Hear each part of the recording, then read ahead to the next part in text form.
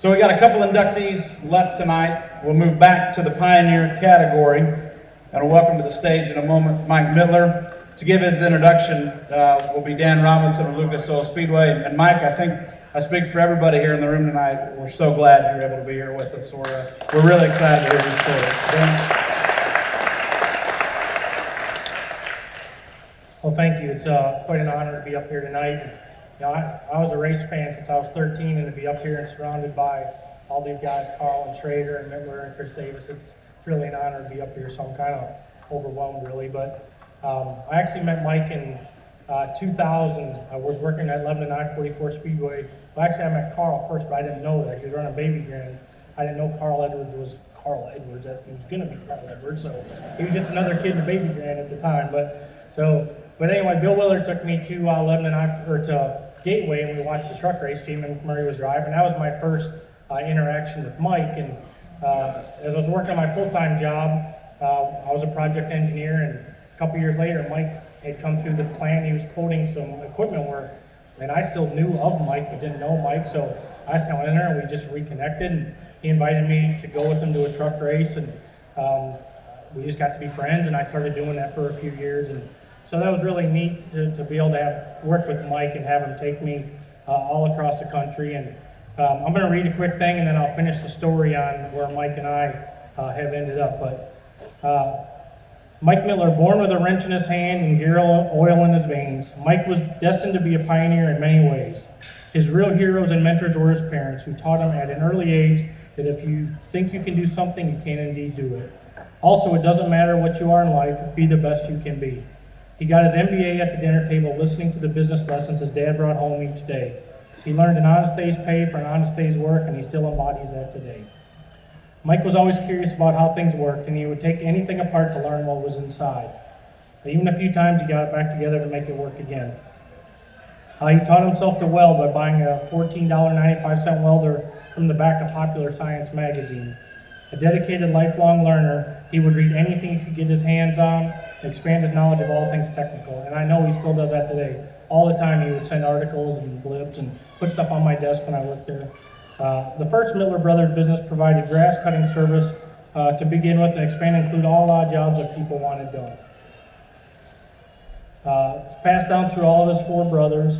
The business provided the financing for his first race car, a 55 Chevy stock car, raced at Lake Hill Speedway near St. Louis. This is where he met Hall of Fame members Kenny Schrader, Rusty Wallace, and Larry Phillips, all of whom he credits with helping shape his racing future, which has included racing in the NASCAR Truck Series since the inception in '95. The Mittler Brothers team is the only team in the history of the NASCAR Truck Series that has run every year since its inception. So that's quite an accomplishment when you look at the teams around. This led to the creation of the current Mittler Brothers in 1980 that started with one product and now has expanded to a worldwide offering of machines and equipment used at all levels of racing. Mittler Brothers has approximately 50 employees and operates out of a modern 50,000 square foot plant in Wright City near St. Louis. Mike has helped many drivers along their path to stardom, including Rusty Wallace, the late Kenny Irwin and Tony Roper, and other inductees tonight, Kenny Schrader and Carl Edwards. So to finish the story with Mike, we did a lot of work together after that first introduction. Not only did I go help him with his truck team for a couple of years, I mean, he took me to Homestead and California, Kentucky. We went all over the country. I volunteered, flew me into the races. It was a great time. I loved it. We learned a lot of stuff. I worked for Justin Allgaier and Chris Wimmer, different things. But towards like 2007, I decided that factory work wasn't for me anymore. And I kind of took a leap of faith, quit my job. I got another job. Didn't work out very well. Well, I called my old buddy Mike. I'm like, Mike, man, I got a family to feed. I got all this stuff. I said, is there anything I can do? So he says, hey, I got a need. He says, how about we do a deal? And we did kind of a contract labor thing. And this is in 2008 now. He just bought this huge building. Everybody knows what happened in 2008, the recession hits. So it was a struggle, and I think Mike would attest. But Mike was always a guy. He was always positive, kept his employees motivated. And I know he probably was awake at night, like, how am I going to make payroll and these things? But he let me stay there until I found something else. And as Lucas Oil and me worked together to try to put something together, it was Mike Mittler, and I'm working for him at the time, but he calls Lucas and says, you've got to hire this guy. So here I'm one of his guys. I could work for him, and he gets me the next job. So I honestly feel like I'm no different than when Jack Roush called Carl Edwards. I know Mike told Carl, same thing. You got to take it, Carl. You got to go. You got to go the next thing. Mike told me the same thing. So, I mean, he takes care of people, and 9 years later, I'm still proud to call him my friend. We talk a lot, and he's a Hall of Famer, man. He's helped so many people. Mike Mittler.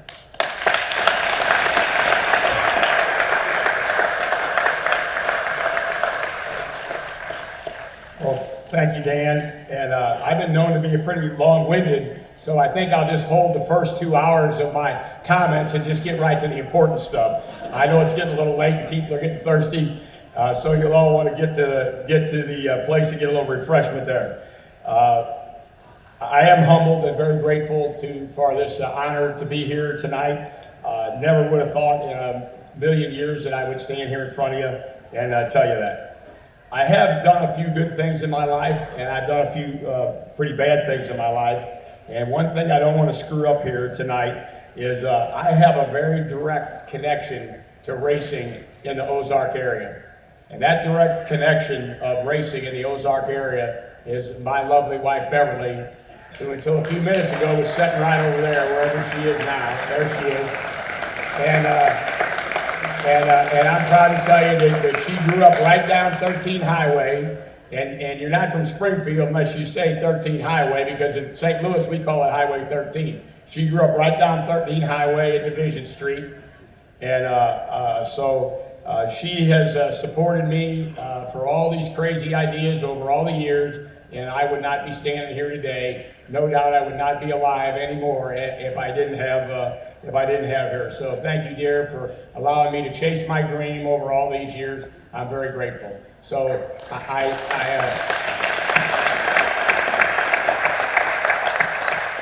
we had a little get together this afternoon because I brought a pretty good entourage with me also.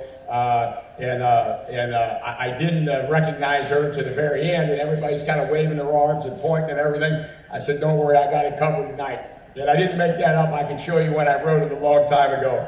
So, and I did, as I said, many of my friends and almost all of my direct family is here tonight. Only my brother from Texas didn't make it. He's a lot smarter than I am. His wife had surgery a couple days ago, so he stayed home to take care of his wife. But all the rest of my immediate family is here, and a lot of my race crew is here with us tonight. Really great to have a lot of smiling faces here tonight to be with us. I have a number of other local friends here. A lot of the names mentioned tonight are friends. I met Larry Phillips many, many years ago. I remember coming there to the shop when Terry worked there, and so great memories of that. I got to thank Dale Roper, probably a big reason why I'm here tonight. Dan Robinson, probably a big reason why I'm here tonight. Terry, I'm sure. And I don't think tonight would be complete without a great memory and a great thought of both the late Dean and Tony Roper. Tony drove the very first race for us at Milwaukee in 1995, and the real agony defeat was losing Tony at Texas, and it was a real loss to all of us. I can say today, unfortunately, and when that happened, I screamed at the top of my lungs to racing people and others in the industry, we have to do something to fix this. We had a great roundtable at the PRI show that year talking about safety. Smokey Unick was there, presented. Many other brilliant people were there, presented. And I don't know if it ever would have happened, but unfortunately a few months later we lost Dale Earnhardt, and finally NASCAR woke up and said, we got to do something. So I don't think Tony or Kenny Irwin or any of those other guys or Earnhardt died in vain, because there's many drivers today that have lived through horrific crashes, and it's because of guys like that paid the ultimate price. So I really give tribute to Tony, and as many people said, Dean died of a broken heart, because without Tony, he was really brokenhearted. I got two other really good friends here tonight. That without them being part of this and being part of involvement with me, I wouldn't be here tonight. My good friend and and longtime racer Paul Lawson is here with me tonight, and my right-hand man that's been with me for many, many years, day and night. I can't get rid of him. I can't get him to go home. Kendall Downs is also here with his lovely wife. So thanks a million, guys, for all you've done to help me to be at this level here tonight. We have helped a few drivers along the way, and I'm like somebody else said, some of those stories are best left untold, but there are a few of them that I can also tell as we go forward here. Kenny Schrader still thinks I overcharged him for helping him put that interior in one of his first race cars. $60? Yeah, $60. That I think I did get over on you there. So, but I think a few of those other deals over the years maybe helped even that out a little bit. But we've had a lot of fun with that. And I failed to mention one of my other good friends here. Joe Rushing from here in Springfield. And a few years ago, Joe retired from Cox Hospital here in Springfield, and he made it his life's ambition to never wear long pants again. So that song that says I go where the weather suits my clothes, Joe does that. But I was really shocked to see him have long pants on last night when we got to Springfield. So thanks for coming from your Florida home to come back to your Springfield home. My notes were a little scribbled up here. Sorry about that. So the next guy to be introduced here is our good friend and really famous guy, Carl Edwards. And I do have a few stories on Carl, but they're all good ones, and don't worry, because I've met his lovely wife and his lovely mother sitting right here in the front row, and Carl is an upstanding guy. And one of the things, people said to me, what made Carl great? And I think the word focus comes to mind. And when we traveled to those first races there, way back in 2002, we'd all stop along the road and have a pit stop, get some fuel, and run in to get something to eat. Well, I was about the king of the junk food junkie, and I'd get a Coke, a hot dog, and a Twinkie, and I'm thinking I'm living large. And Carl would go in, and he'd get the biggest bottle of water they got and a couple of granola bars. I said, is that all you're getting? He said, yeah, man, that's all I need. And Carl had a focus then, what it was going to take to become a champion. And he knew if he put crap in his body, he wouldn't be a champion. Well, I'm learning that late in life, and I'm trying to learn a few of those lessons. So lo and behold, things moved along for Carl, and things were good. And I was pleased and fortunate to get invited to his wedding when he married his lovely wife, Kate. And so it was quite an affair. It was a beautiful wedding, a fantastic time.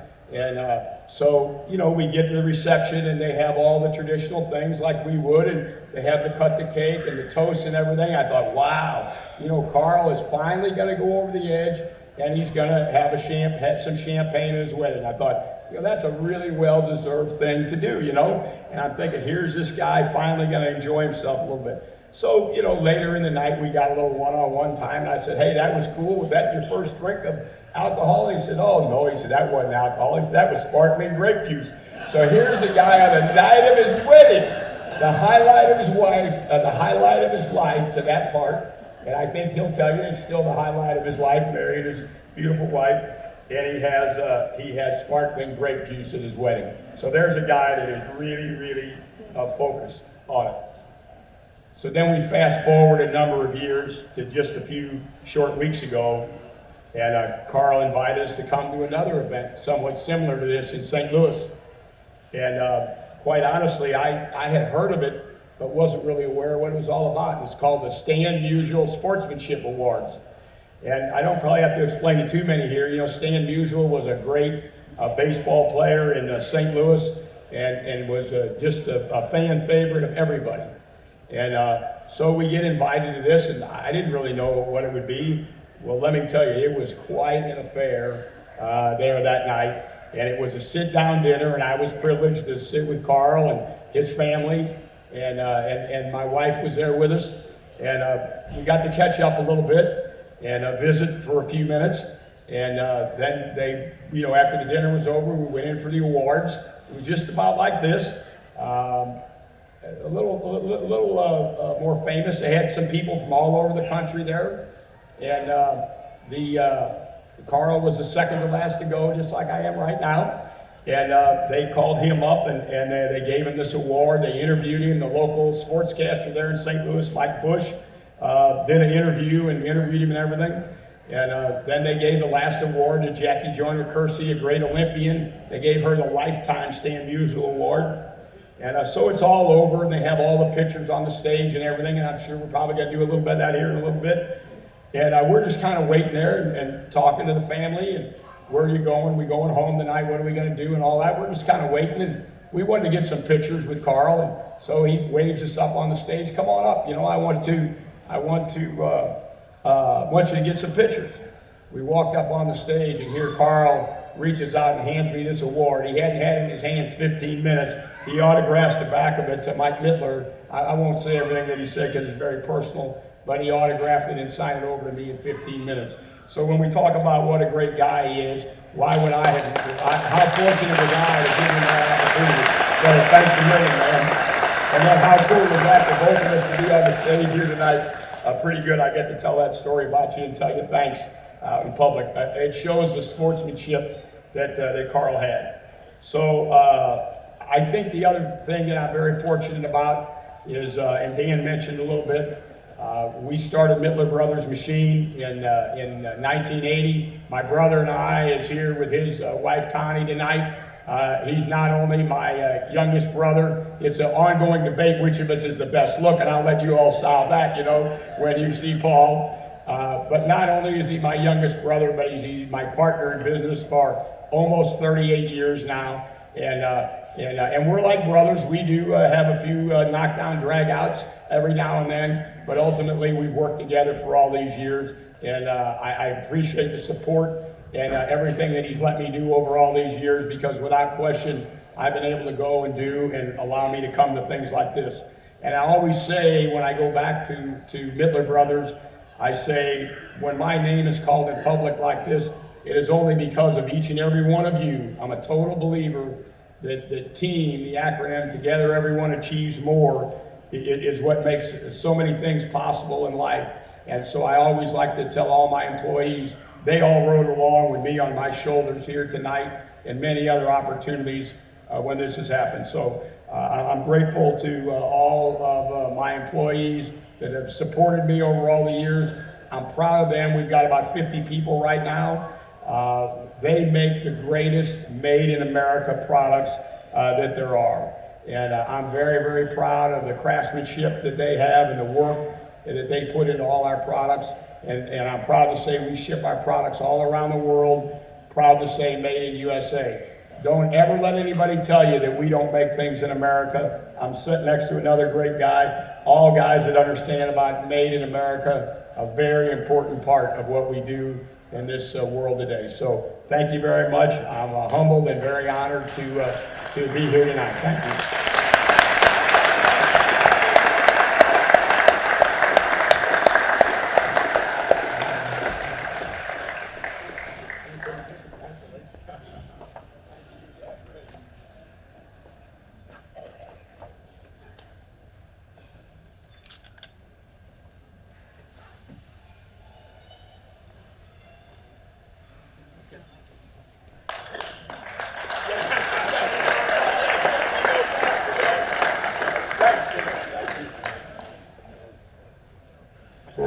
That's it. Thanks for coming.